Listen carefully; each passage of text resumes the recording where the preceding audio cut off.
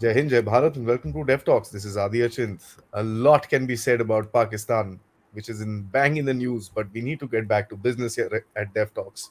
There's a war on in Ukraine, which is hell bent on changing the world, sometimes good, sometimes bad. There is a rumor that the Ukrainian senior general is Gayab.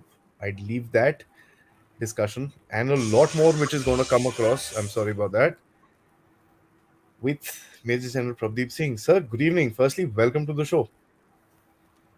Good evening, Adi, and thanks.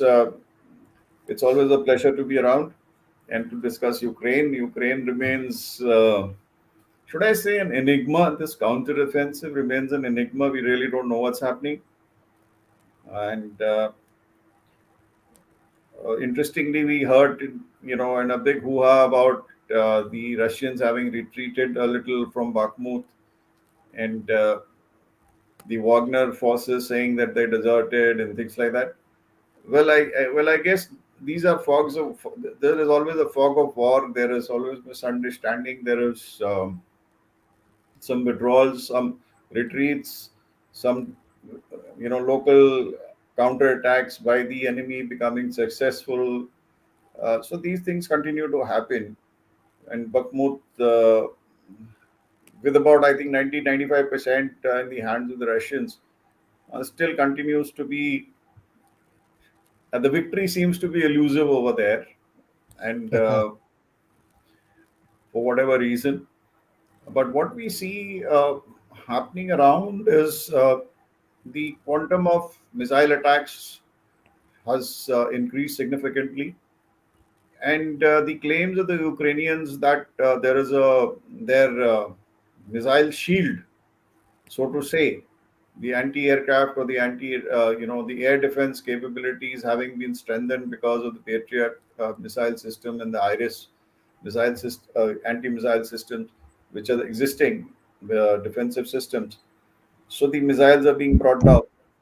I really do wonder as to when they claim that 18 were fired, 15 were down, 20 were fired, 18 were down. Uh, well, if they're doing that, well and good. I'm very happy. But at what cost? How long can they sustain it? Is the Hmm. question. Hmm. You see, it's a very interesting phenomenon to see that it's a missile warfare. It's an artillery, dominated warfare. Air is kind of significantly missing. So, what remains to be seen is how long will the ammunition last on both sides. The question comes about the counteroffensives. Today's statement by President Zelensky in an interview says that the time is not right for a counteroffensive because if we launch it now, we will have a large number of casualties.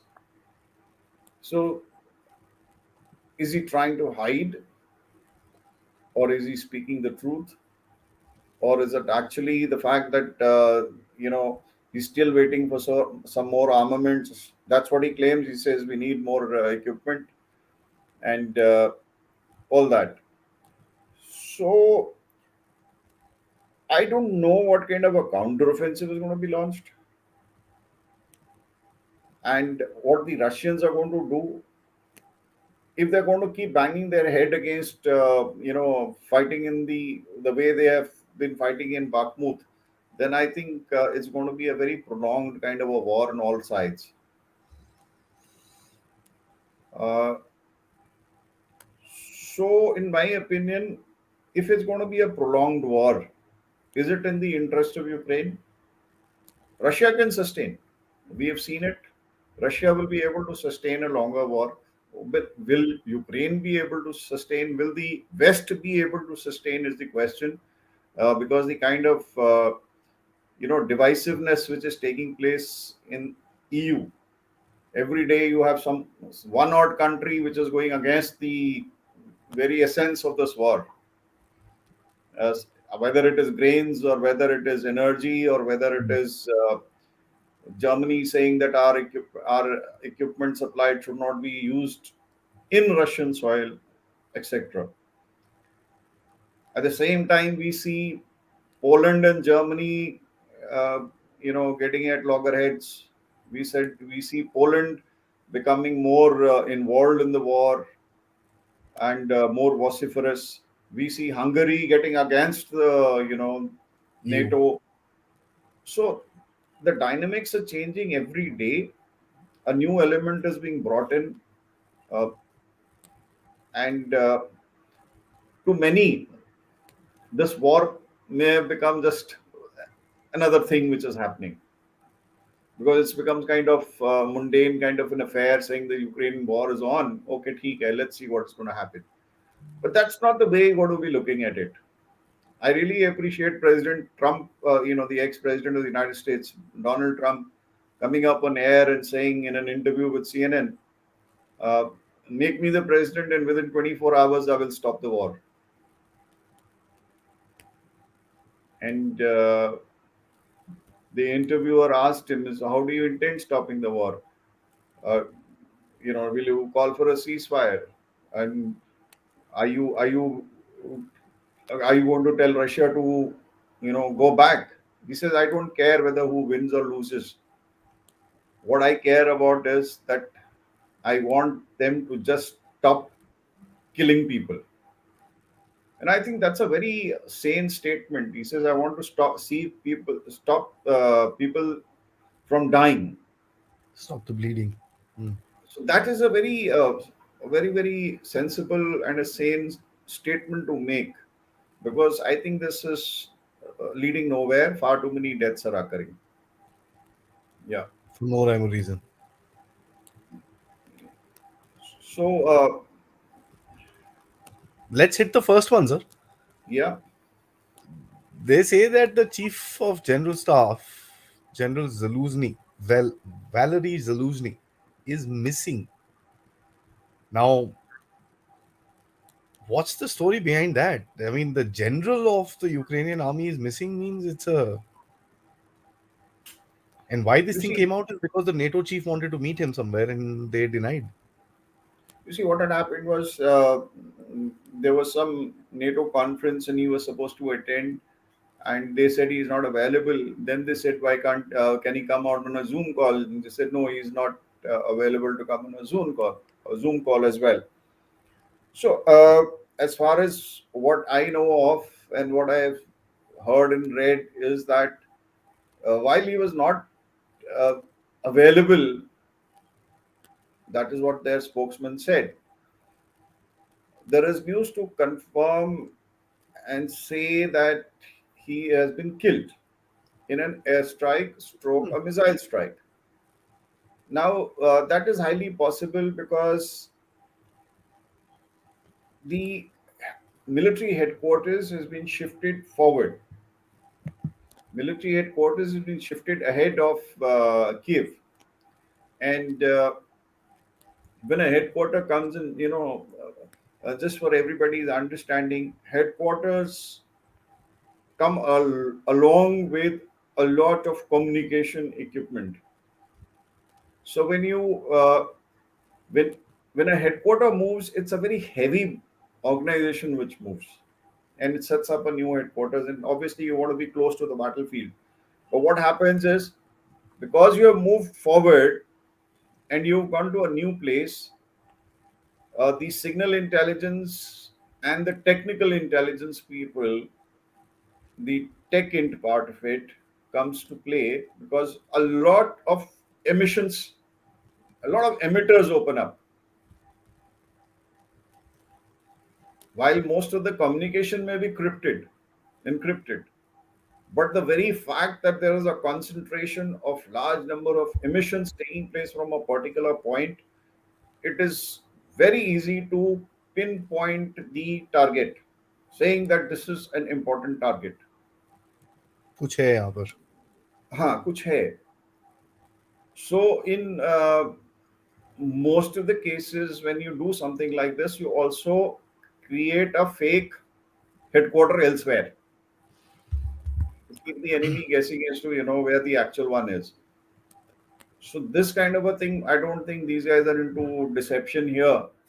So they may have moved, and all these emitters would have been picked up, and they become a target, and obviously it's a pinpoint target. So that kind of so it's in one of those missile attacks which has taken place in the last 3 4 days, because the intensity of missile attacks is increased hell of a lot. Hell of a lot, sir. So well, they've got him. And either they've got him, he's no more, or maybe he's so critically wounded that he's not in a shape to come up onto the air. But what I've heard that he's been killed. I So mean, yes, he's missing from the face of the earth. that's going to be a big blow to Zelensky. There's just no question about it, because he's at the end of it, he's an actor. I mean, he's probably just what 4 years old in politics. I mean, You know, these. I'll be very frank with you. In the military hierarchy, yes, psychologically that the chief is no more. Well, it just takes 10 minutes of a little bit of shock, and the number two takes over straight away. And if it's a well-oiled machinery and well-trained army, that's a the big question. operations, you just miss the person for 10 minutes and get on to business once again. So yes, for media it makes a big it's a big issue. For the normal public, it makes a big impact. But when it comes to the planning process, or when it comes to the uh, conduct of operations, one person gone really doesn't Hmm. matter. Is that is So what I would like to say. the next thing that the Western media is harping about right now, and they're really harping, is that one T-34 tank in the Victory Day parade of Russia. Of course, Putin made a speech, and it was all this thing which I think none of the Western press has been able to even analyze what he said. Having said that, that one tank made a lot of, this thing that Putin is running out of tanks. There is no weapons, no more ammunition, and this and that. What do you say to that, sir? What's the interpretation here? No, these are, good for the media. And well, when a country is at war, every tank, every piece of equipment which is required in the battlefield will be fielded in the field. Uh, then there is no time for ceremonies. Ceremonies are for the consumption of the local people. So all the pageantry and cultural heritage, etc., showcasing is fine. Those big missiles, ICBM launchers being showcased is all good, because that ICBM, that launcher, could launch that missile from the victory parade ground itself. It will just take them about 10 to 15 minutes, and that very missile which is there could be made operational. If the rest of the, of course, command and control structure is also existing around somewhere. The point I'm trying to make is, when a country is at war, these ceremonial parades, etc., are well, just ceremonial. So the tank, the T-34 is just a depiction. Yes, uh, we are at war. It's representative, and all my people are on in the field in ahead. So there's no shortage of tanks as such. Uh, there is no time for such pageantry when Yeah, you are at yeah. war, and that is what I would just like to put it. It should be taken as a pinch of salt as far as the media reports are concerned. After all, they go to earn their bread as well.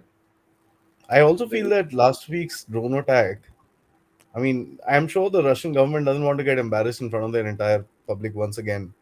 The Russian yeah. people might have So forgiven them this time. Next time they won't. you see, what happens? Any such parade, even I'm talking about peacetime, when everything would have been in, uh, large number of equipment would have been there and things like that. Uh, because of terrorism, I'm just deviating a little. Because of terrorism, a large number of precautions are taken. The air defense is in place. The aircraft are at standby. Everything happens because parades like this with equipment are a major target. And with the invent of this new drone warfare, which has commenced, uh, and it's a new phenomenon, nobody wants to take chances. So that is another factor, and rightly so. You don't want to get embarrassed in front of the entire public if a drone, slips in. Of course, all anti-drone measures, etc., would still have been taken because, after all, it's the president who's giving a speech, and there were troops on ground marching. So these precautions would have been taken. But to have equipment on ground, well, the equipment is required ahead in the front lines, and that's where it would be. That's my take on this. Realist vision, and I think that's what a lot of people lack in terms of an analysis of this particular war. So My major concern right now at this stage is a the counter-offensive as to where it's going to come and how could it work out. B, what would be the end state? what will Russia do, sir? What would, not, it's not only Russia do. What is the there are a lot of dilemmas which take place. Russia wins, what What does happens? big hmm. Russia wins. Supposing, okay, first let's take the Ukrainians are able to take Crimea back for whatever, or Crimea is threatened, and the Ukrainians are going gung ho, and all that equipment wherewithal that has been provided is successful. The so-called well-trained Ukrainian troops, the 12 brigades which have come, have been applied properly, and there is a threat to Crimea, and the Crimea is about to fall. What would happen? Now, the Russian reaction is going to be what? Russian reaction is going to be intense, and the threat of nuclear would uh, Go up drastically? be very, very ripe at that particular stage. I mean, at that stage of battle. So, what would happen? What would happen at that particular time? Now, would the West want the nuclear element to be brought into the war? No. So they would rush in to Stop. stop wherever it is. So a complete victory doesn't seem to take place. After all, they do not want a nuclear engagement, a nuclear application. So the war would be brought to a standstill at that particular time, and a ceasefire would take place. Right? Hmm. So what happens? The nuclear threat, the applicability, and the uh, it would encourage a lot of many countries to go nuclear. The threshold countries. Yes. Wow. So you will end up proliferating the nuclear part of it. I mean, much more. After all, the threat of a nuclear weapon is what stopped the war.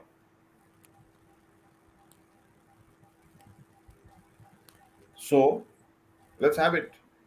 So many countries would go beyond and openly declare we are in possession. That's one. Supposing supposing the Russians are successful, and NATO and Ukraine is kind of badly mauled, and a large number of territory is captured. Kiev is also threatened. Everything happens. Now, what happens to NATO in the event of Russia making significant gains, war having brought, say, Trump says that I will bring the war to a halt in 24 hours, in the war, where it is as is, where is. If it is even today as is, where is, who's the victor? Who's gained territory? Russia. It's Russia has gained territory. So if a situation like this comes about, then NATO, my friend, and has lost its relevance because it hasn't been able to achieve its aim. Having pumped in billions and billions of dollars, the American, relevance will go down. The NATO relevance will go down. So this is a kind of a situation where all these guys have got caught into. If you win, you lose, and you lose, you still lose. It's a lose lose for the West in that case. Yes, it is a lose-lose situation for the West.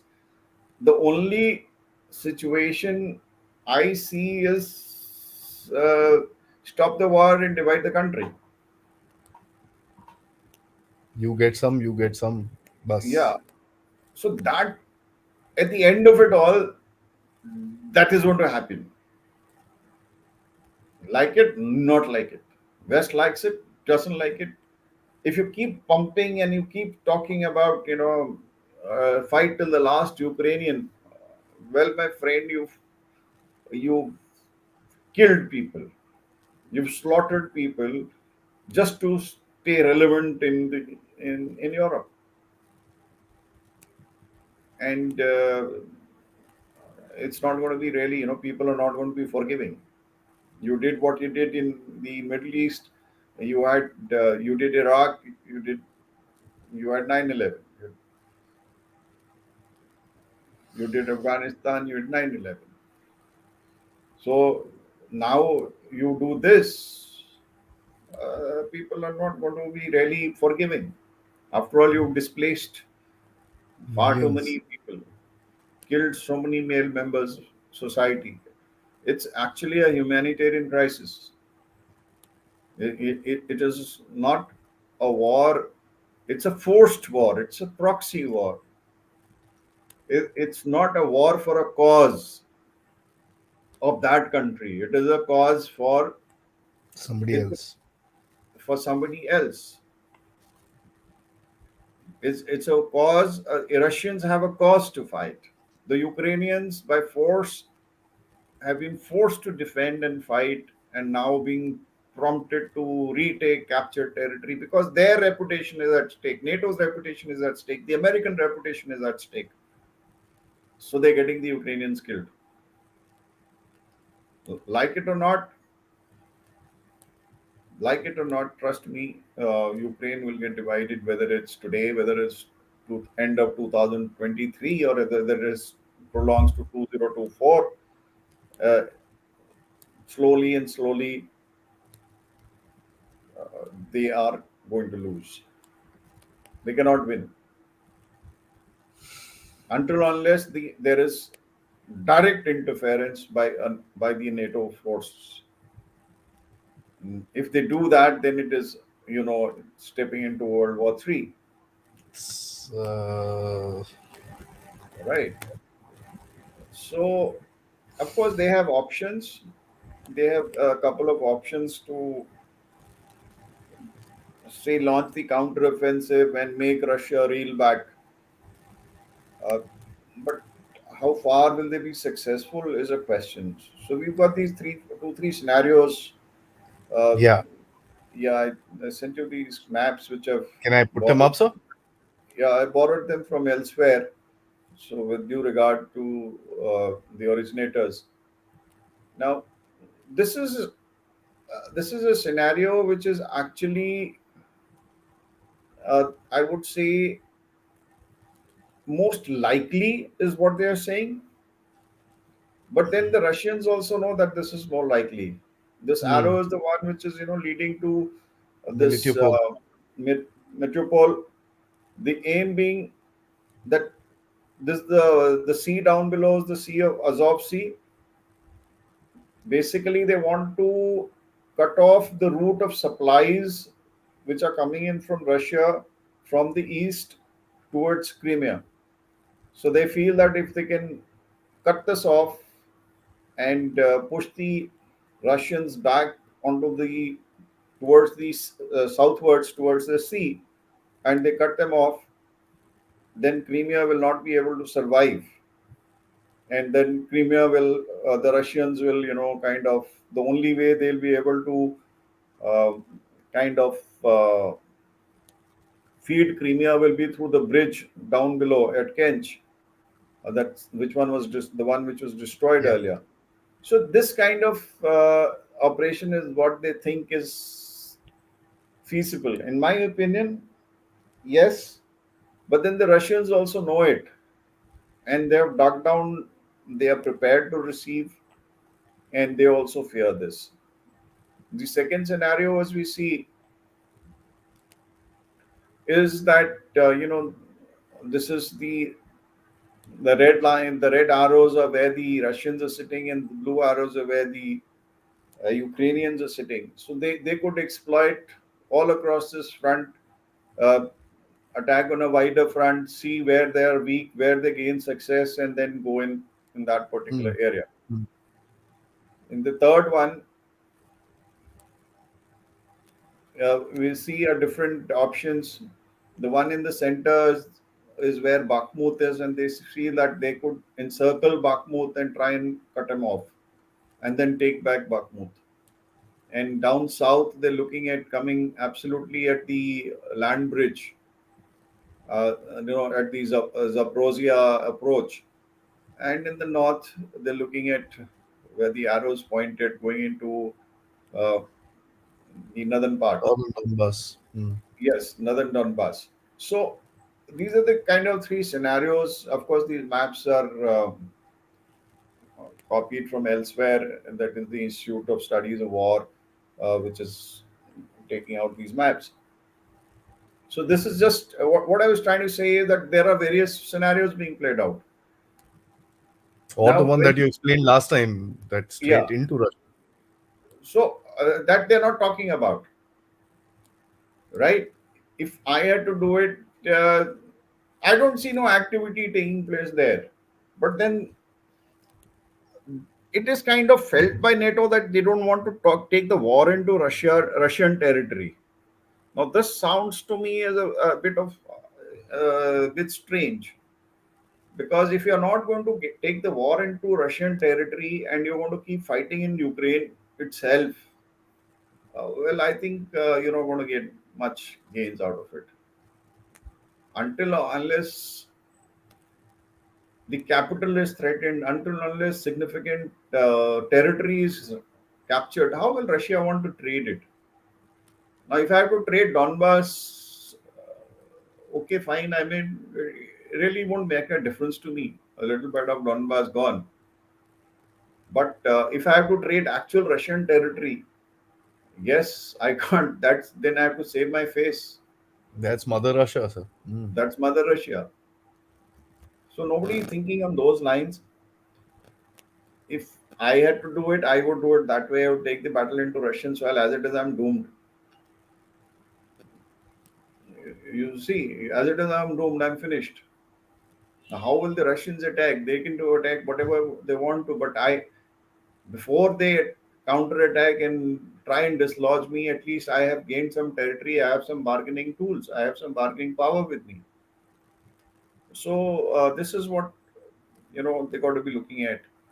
Another interesting thing, if we can put that other map, the entire of Ukraine, the geographical map. Yeah. Now, if you look at this map, you know where Odessa is, Black Sea and Odessa, right?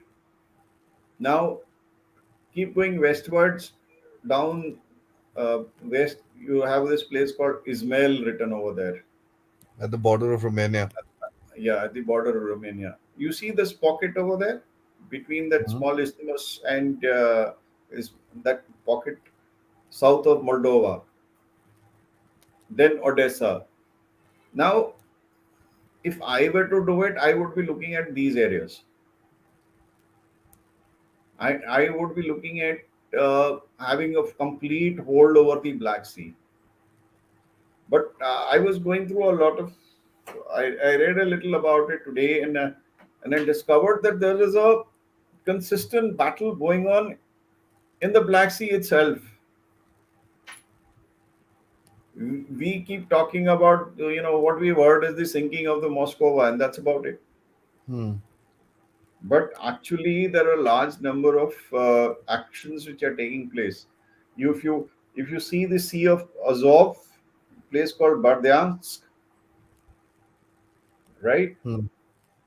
now, a number of ships have been captured by the Russians over there. We're not talking about that. Then even in the Black Sea, there have been a number of ships which have been, sunk. Landing crafts have been sunk near this Berdyansk area. So what I'm trying to say is that there's a lot of naval activity also, and the without a naval attack, what I just told you, that pocket south of Moldova, if they can take that, and which I'm told is very difficult, which I'm told is a very difficult proposition. If again I had to do it, I would divert. If I were fighting, if I were the Russians, my focus would be on Odessa. My focus would be on areas south of Moldova.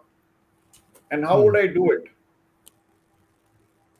I mean, this is the area I would let loose my entire. I would take on each and every ship over here. Ships are big targets, easy to take on. Yeah. And with Russian anti-ship, yeah. Yeah.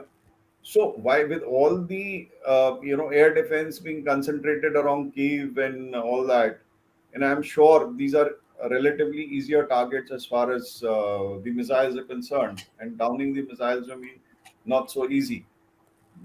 But I would like to take on the Ukrainian fleet here, and if the moment a counter-offensive is identified as to where it is coming, you will find that there is what do you call a huge amount of emphasis being given on this area to relieve the pressure where the counter attack is coming. The military uses tactics. You know that there's a counter offensive coming, say Zaporizhia, and coming down south to Melitopol, and headed towards Mariupol. If there is a counter offensive coming in the middle, what would I to relieve the pressure there? You put pressure elsewhere. I'll open another front. Yeah. So when you do something like this, and I think this is an ideal area to address as far as the Russians is concerned. And they've also got interest in Transnistria or the Padnistrovia Yeah, the region. Transnistria is this. You see, the eastern border of Moldova.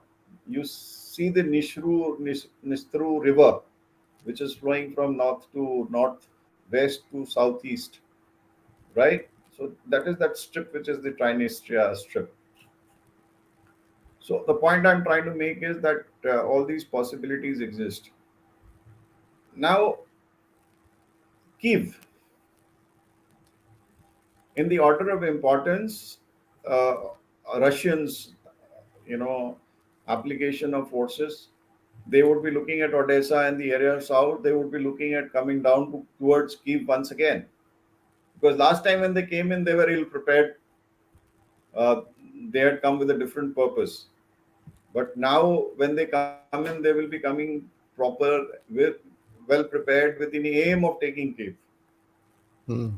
Of course, the air defense is there, and Patriot missiles and things like that, the defense systems. But I'm sure that the plans exist to take that on, because until unless Kiev falls, Ukraine is not taken. So, A, as of today, the aim of the Russians would be wherever the counter attack comes, stall it. Hmm. B, relieve the pressure by application of forces either towards Odessa or south or towards Kiev, right? Third, their aim would be at least to take the entire of area which is east of the river, that is the Dnieper River. Hyper. Yeah. So their aim has to be very clear. So immediate aim is stall the counteroffensive, B, relieve pressure on the counteroffensive by, you know, opening another front either in the south or in the north, and and at the same time progress operations in areas to come up to the river line. Now the entire thing is focused around Bakhmut and this line, particular line. But then, uh, what is there? The Wagner forces are there, and one odd brigade is there. That's about it, and some paratroopers. And let's see to where it goes. I'm sure they are thinking big, and I'm sure that the Americans are worried, and so are the NATO forces, and EU, of course, is in a state of turmoil. May I Let's, just ask you something here, sir? yeah, Because as a matter of fact, the one thing that I find that the Russians would like to do is keep as far as away from NATO territory. So Poland, anything around Poland and this and that would be kind of, funny. There'll be some false flag or something like that. So that's one consideration that I mean came to my mind when you focused me towards the south right now when you're talking that he would rather do something in the south and snip off something rather than do something right bang in the face of NATO. yeah, because you see, Moldova is not part of NATO. Yeah, Romania If is, but you know, Romania is, but they're not going to finger Romania. yeah, They're not going to finger Romania. Romania's got a front. I mean, it's got a sea line or coastline in the Black Sea.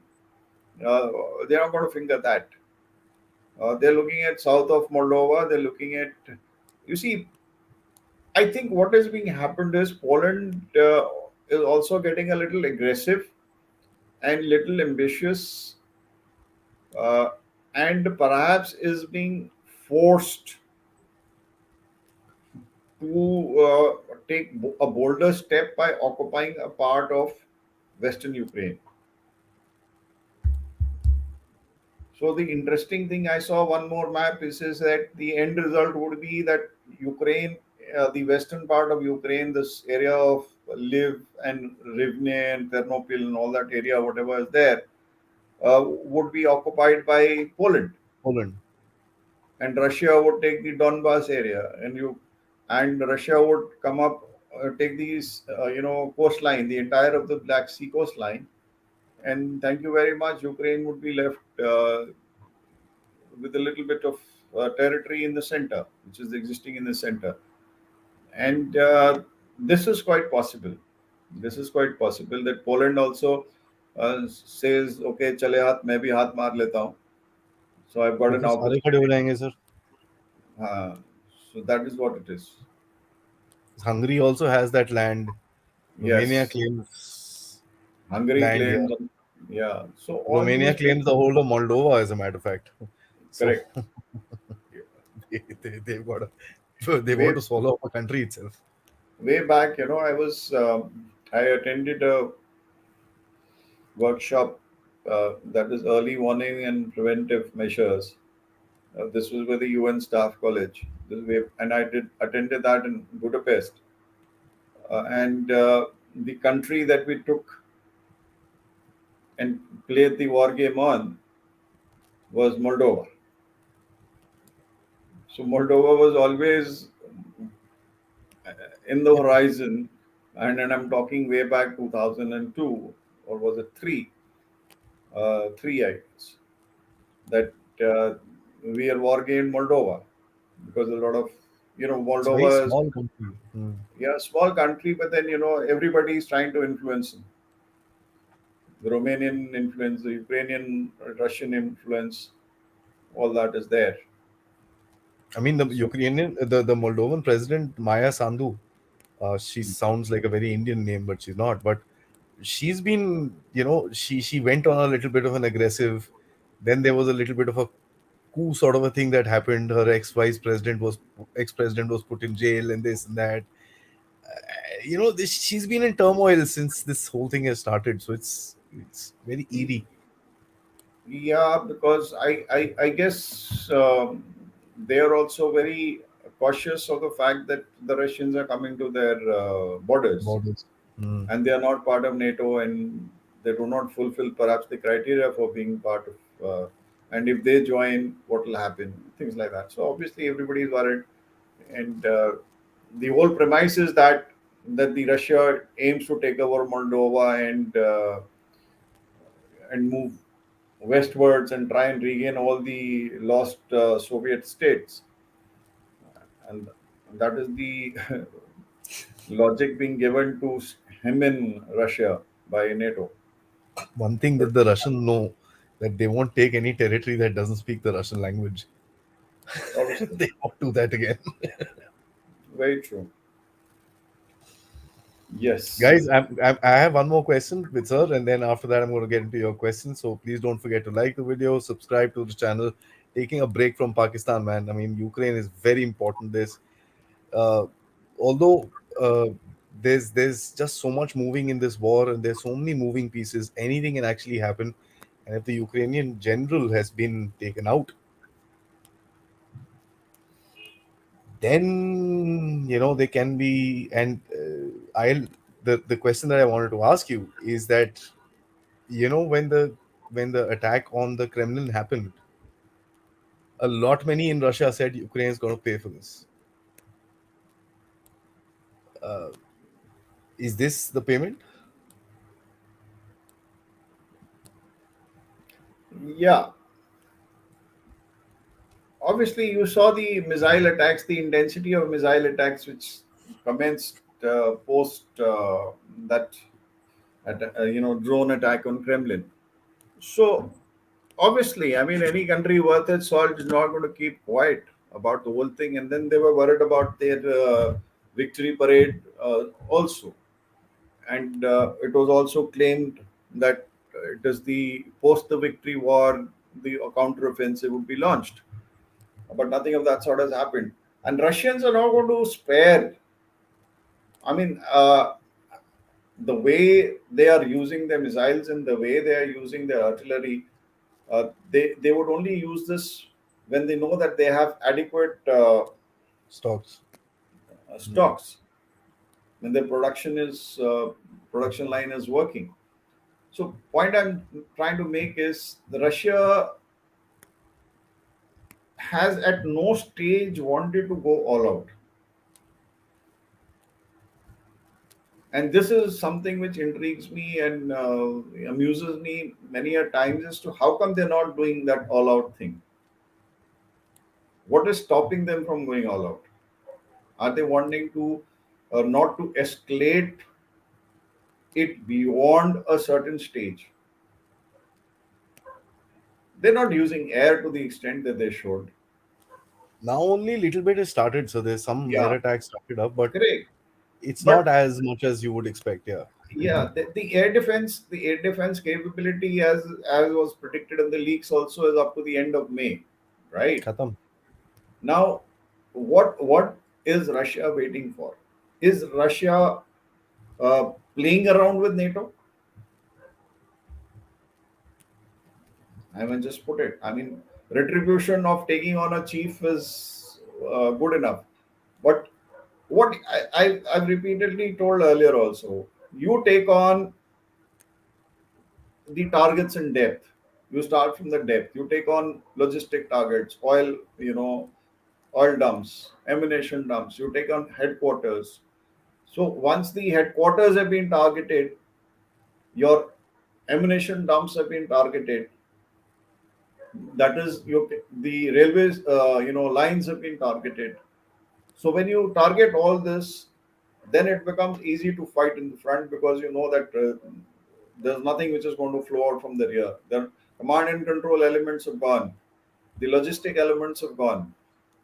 The That's chains of interesting supply because have been disrupted.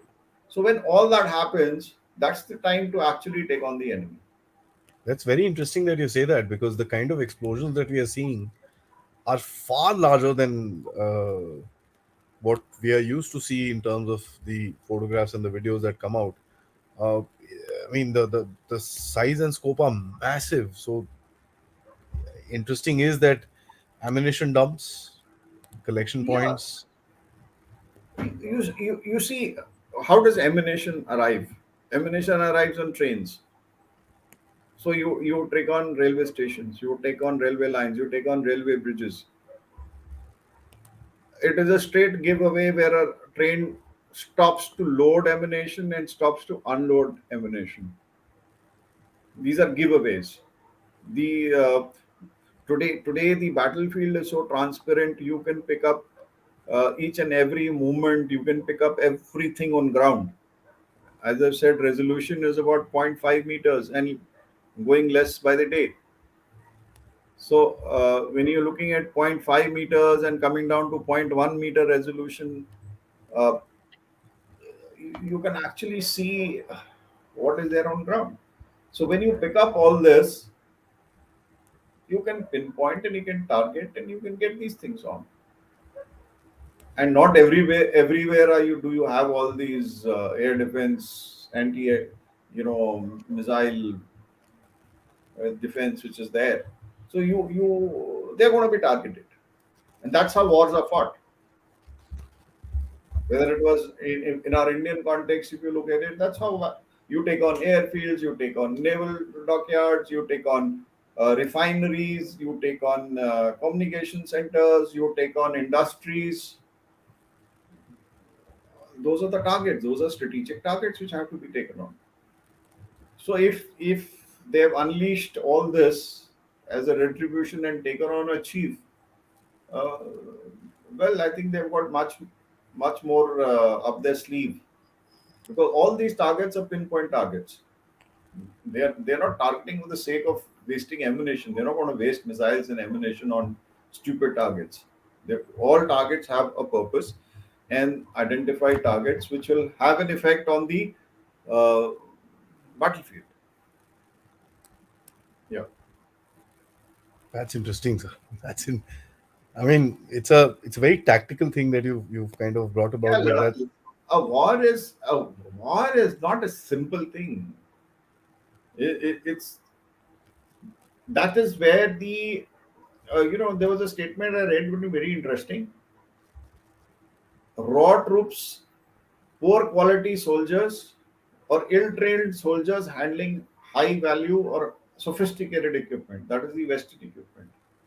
Soldiers ill-trained, handling very sophisticated equipment. There, they say again, hardened soldiers handling old equipment. Though I don't buy that, but there was a statement which says the Ukrainians, while the equipment may be the best of equipment they may be given, but they are not trained enough. I've given you how I've just given you a thought process of a well-defined operation, how it should take place. Are they even thinking in those terms? Are the Ukrainians thinking in those terms? Are the NATO chaps thinking in? Yeah, they let out a drone and destroy an ammunition dump. A one-odd ammunition dump and Russian ammunition dump is not going to affect Russia's health. Let me just tell you. But definitely, it's going to an ammunition dump destroyed on the Ukrainian side is going to have a significant effect on the Ukrainian health. It's a complicated operation. These are not simple. I mean, just the logistics of it just makes me wonder. We're not even talking food, man. Yeah, we're not talking food, we're not talking clothing, we're We're, not we're talking not talking fuel. medical, fuel, We're not talking fuel. cigarettes, the kind of little things that soldiers need on the ground, underwear, We're not socks. talking fuel. Just, The yeah, main thing is fuel. We are not talking fuel. We are not talking food. Uh, we are only replacement talking. soldiers, backups.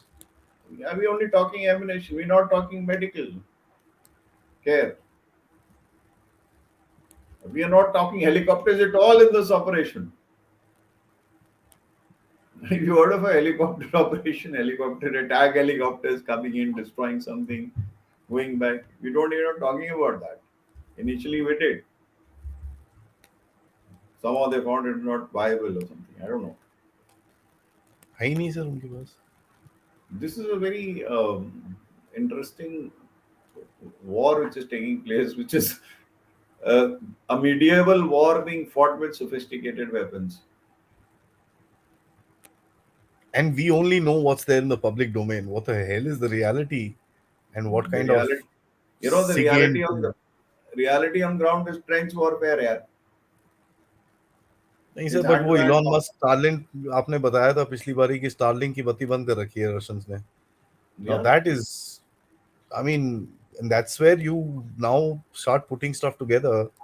That from last week, the kind of targets that the Russians have been hitting, the Ukrainians don't say anything. पहले तो बोलते थे हाँ ये गया वो गया, अब तो एकदम yeah, चुप. because these are pinpoint targets affecting their health, and they are not in a position. Trust me, if there is no ammunition, they don't fight. They can't fight, and that is why you have counter-offensive. Not really counter-offensive. Counter-offensive ऐसे थोड़ी होता है. Now, just to, I mean, counter-offensive. First, you will contact a wide front. On the wide front, you will see where you can, Probing. where you can make a headway. Once you make a headway, then you will reel in other forces and take them through that gap while protecting the sides. Thanks. You know, have a bridgehead, and from the bridgehead open out. Now, those are complicated maneuvers. They have to be rehearsed. Are the Ukrainians rehearsing that? I have my doubts. I have my doubts They sure because are because the rehearsing NATO, bands and because NATO also hasn't fought a full-fledged war.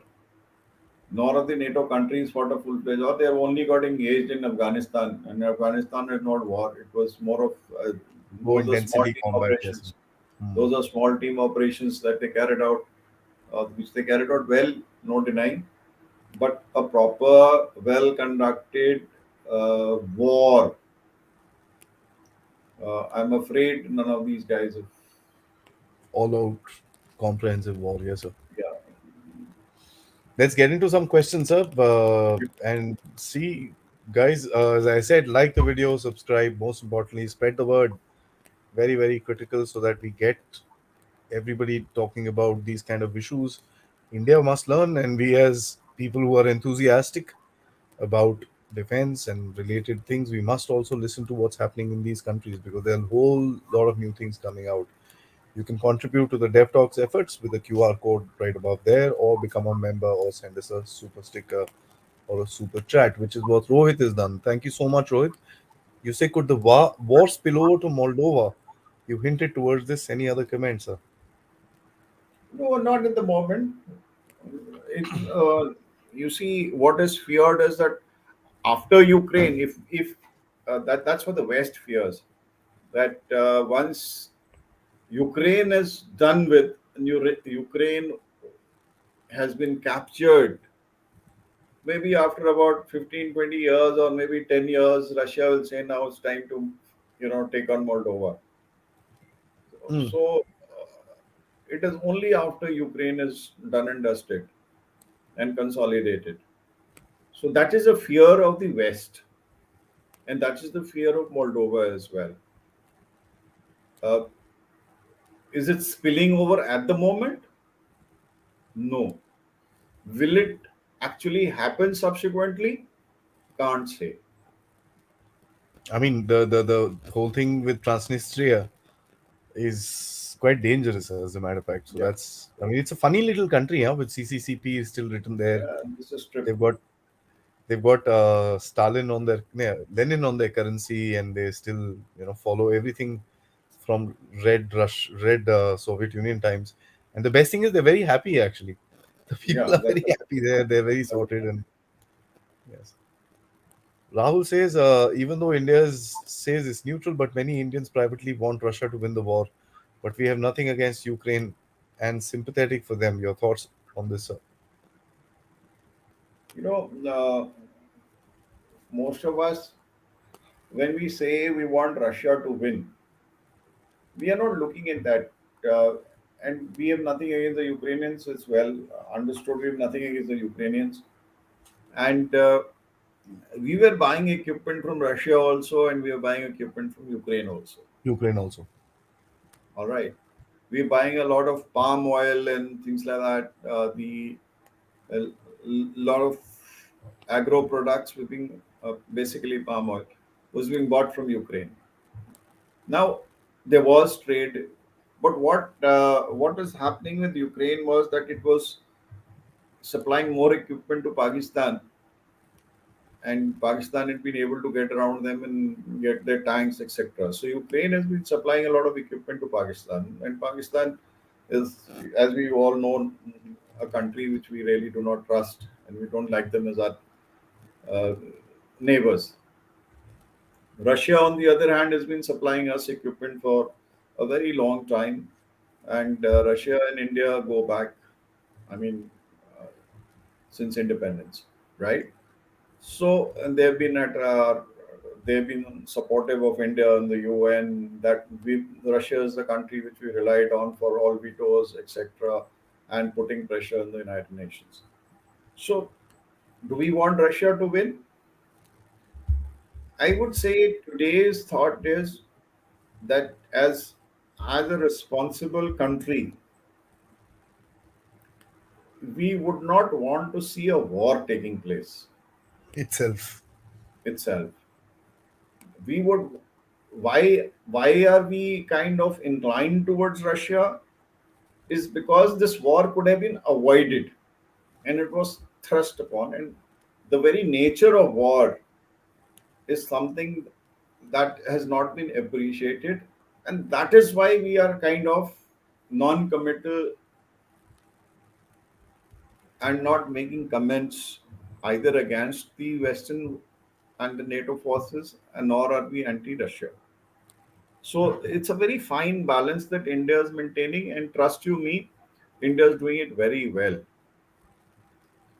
Now we've got to keep the Americans happy because we've got great ties with America, and we have a common enemy, and that is China.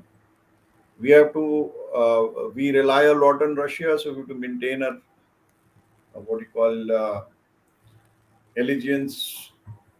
I wouldn't say allegiance. We would maintain our friendship with Russia on many scores because we know that Russia will come to be at our side whenever we want them to be. So India is playing its cards well. It's not tilted towards the US, nor is it tilted towards Russia as such.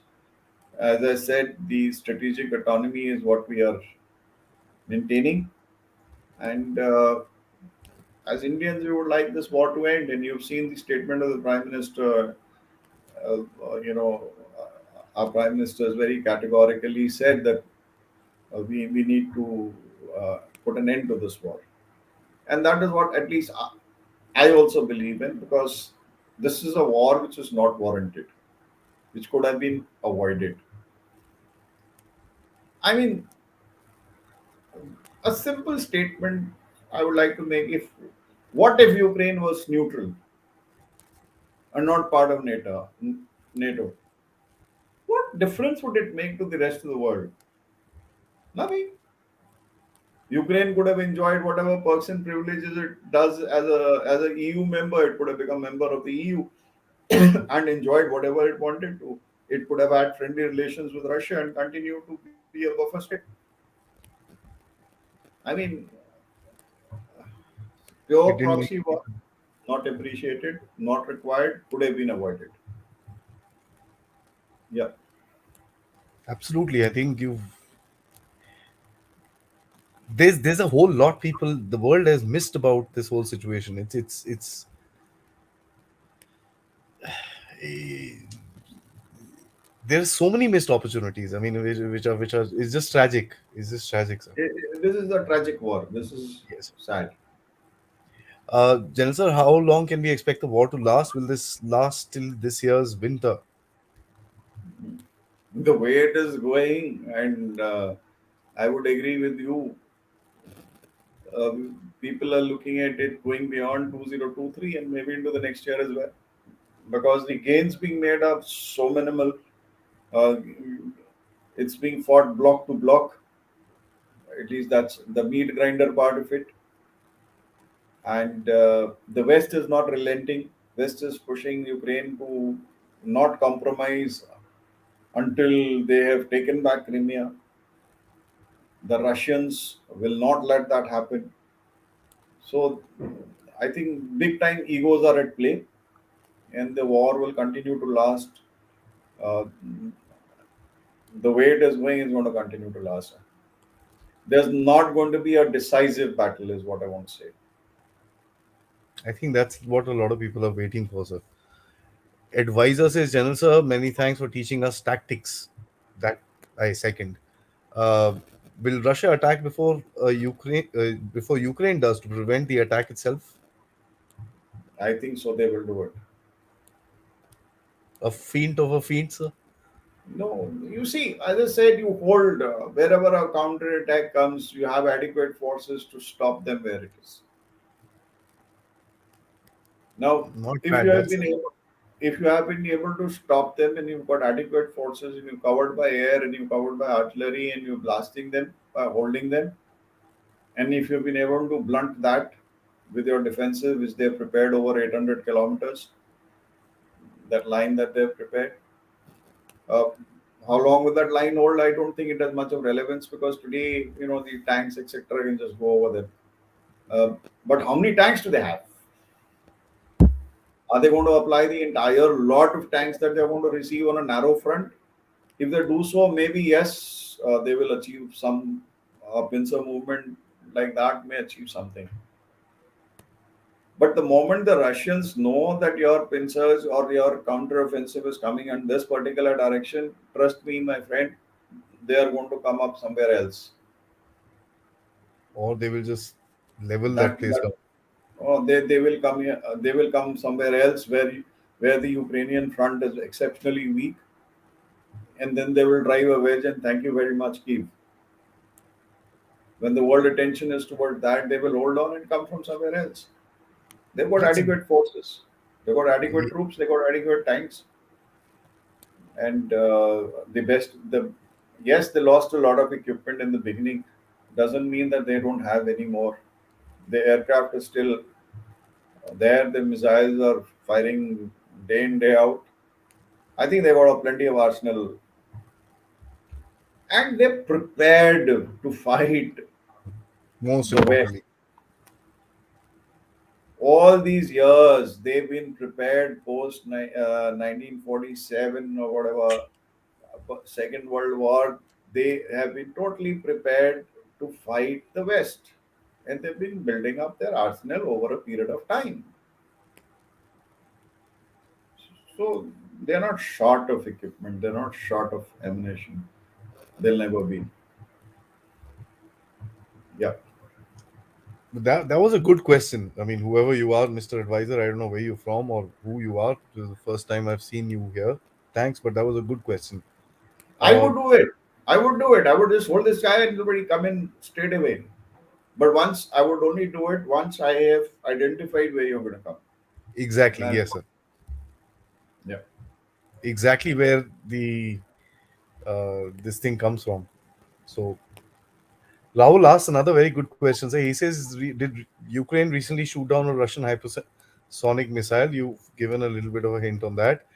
Could you share some tactics of Indian war fighting? We also use missiles and rocket systems, or we fight differently? Yeah, good question. Did he really shoot down the hypersonic missile? I really cannot say. Because if it's an hypersonic missile, in my scheme of things, in my understanding, it's very difficult to shoot it down. And that may not have happened. It is just, uh, you know, I would say a brownie point, and there's a lot of information warfare which is going on. And to trust somebody to say that they shot down the hypersonic missile, I think it's kind of to be taken as a pinch of salt. As far as the Indian war fighting is concerned, well, I've just been talking about the Indian war fighting. And yes, we would use missiles, we would use our rocket systems, and we would take on, as I said, targets in depth. Uh, these are all identified targets. As far as we are concerned, all these targets, they they're pre-war gamed. We fixed borders, whether it's China, Pakistan. So uh, these are prefixed targets. We know what to take on, at what sequence to take on. If it comes this way, what to take on. All these things are defined and laid down.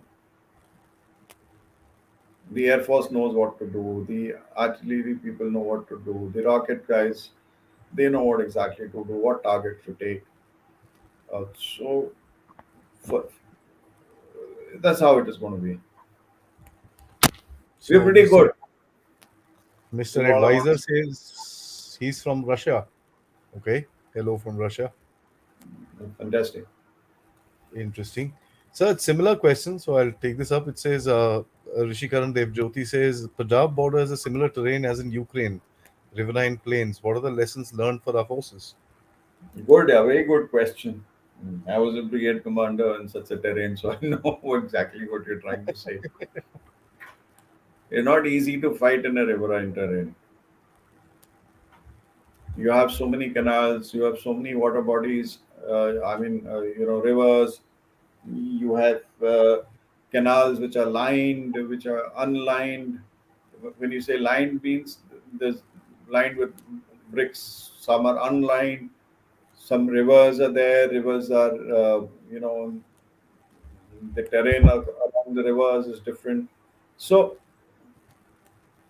I think I'm not going to bring out any lessons because our people would be, what are we doing right now? Or what would the Indian army be doing right now?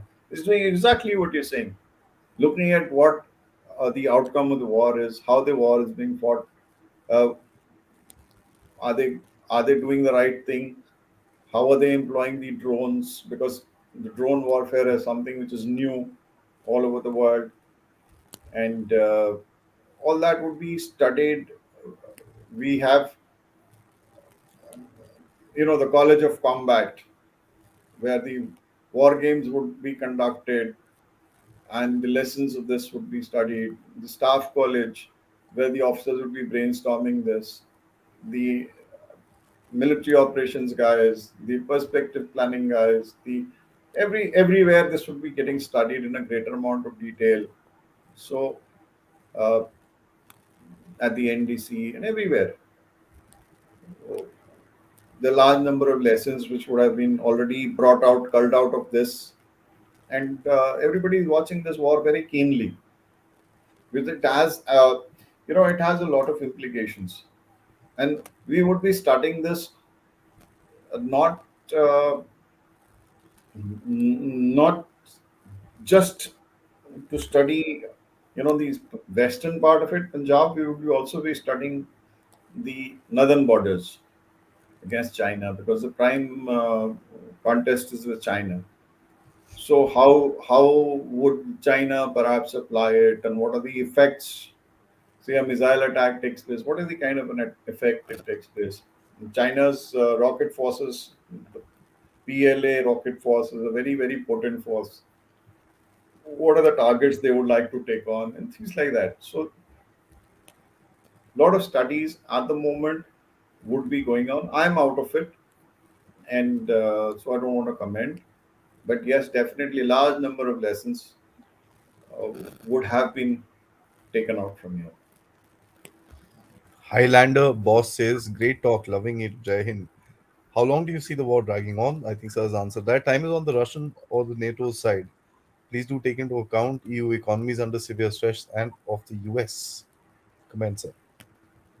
Yeah, we did discuss this dragging on, and I think what will come out to play is what you just spoke about, the EU economies. You see, initially everybody is gung ho about going to war with Ukraine, in Ukraine against Russia. Everybody. Today you find a lot of fault lines Yeah. getting visible, the cracks being, very prominent as far as the EU is concerned. You see, let's take a normal this thing. As long as you're giving money, it's fine. but you give so much of support that it starts hurting you, then you're being stupid. Most important. Yes, sir. So many countries have started realizing that we've reached a point where we cannot afford to fund this war anymore, and that realization is setting in. And all these Eastern European countries, their economies are as it is in a very, they're not those very super rich. They're not Scandinavian countries. Scandinavian countries have a lot of paisa, but the Eastern European, the Eastern Bloc countries, they are not so rich. While let's not go by the landscape and let's not go by the tourism. And you've been to Budapest and I've been to Romania and I've been, oh, beautiful countryside, lovely people. They're built by the Soviets. Yeah, but the fact of the matter is, in the end of it all, you need paisa. You need mullah to be able to spend. You need mullah for clothes. You need mullah for eating food. So if that is getting affected, and in the long run, it is just this factor, the socio-economic factor, which will propel NATO to put an end to this war. Russia is a huge country. It manufactures whatever it manufactures get consumed. It has adequate grains. But all these countries have to export from outside. They have to export from energy from Russia, the cheap energy from Russia. Now they're being forced to buy from the United States. So uh, it was fine to an extent. And I think most of the countries today are reeling under a lot of economic pressures. And that will ultimately be the one which will put an end to this war. Otherwise, there's going to be no end to the war. Russians will keep fighting, Ukrainians will keep dying, Americans will keep pumping in ammunition, you keep giving ammunition. Countries like Poland have given away, I think, about 80% of their equipment already. I I don't don't know think how they they're have a going Air to do. Force left. There were no air force left, there were no tanks left. I don't know what they're doing. And God knows where it's going to head. But it's just the pressure from the people which will stop this war. That's a lovely question, and I appreciate, because it's just the economy which is going to put a stop to it. So, so honestly, today has been, we've not spoken about a lot of, I mean, I won't say tactics, but we've spoken about a lot of tactics, but we've not spoken about the tactical aspects of the war. We've spoken of very larger aspects of the war, and that is something very, very interesting because it's a different discussion today, sir. And I find that we've touched upon certain topics that we've actually kept away, which is military moves. Till now, your and my coverage of Ukraine has been more to do with geopolitics. Today, probably is the first time that we've spoken military, and that's very, very interesting. And I hope everybody who's watching the show have enjoyed it as much as I have, because for me, this is uh, absolutely amazing. This is the talk that you don't hear. This is the talk you don't read about. So thank you so much for that, sir, because You're these welcome. loops and maneuvers, and I never thought of that little piece of land next to Odessa. That's quite a Yeah, you know, when you study countries, when you study terrain, you look at opportunities, you look at what will put pressure. If you capture this, what is the effect in that? So a lot of wargaming goes on, and Russia is a big country which knows how to fight. yeah. A lot, That's something they know how to do. contrary to what they did in the beginning. Now people are thinking that they're ill-trained. Come on, they're not ill-trained. They came in with a different purpose. They came in to scare. No, they thought it'll be a cakewalk. I think the intelligence. So the previous time it was a cakewalk. I mean, when they entered various different places in 2014, the Ukrainian army just gave up. They just put their hands up and said, "नहीं यार, नहीं लड़ना हमको. Let us go." So I guess that played a big role. You know. But then they misread the kind of support that had been building up from the NATO countries as far as Ukraine is concerned, and I think it's a strategic intelligence failure. on their part. A little bit of overconfidence, if I may just put it, and not orchestrated properly. Not orchestrated properly. As I was saying, sir, thank you so much. Lovely learning today. It's been a really an interesting episode. It's kudos that you were able to bring about a very different angle every week, and looking forward for the next one next week. Till then, sir. Jai Hind. Thank you very much. It's always a pleasure to be on your show, and I hope the viewers learned something and enjoyed the talk. Oh, Thank you very absolutely. A much. lot of people are saying thank you for your service, General. Thank you for your insight. So I'm sure a lot of thank you. So people have Thank really you. Well, enjoyed your show. See you next sure. time, sir. Bye Right. bye. Thank you very much. Bye bye.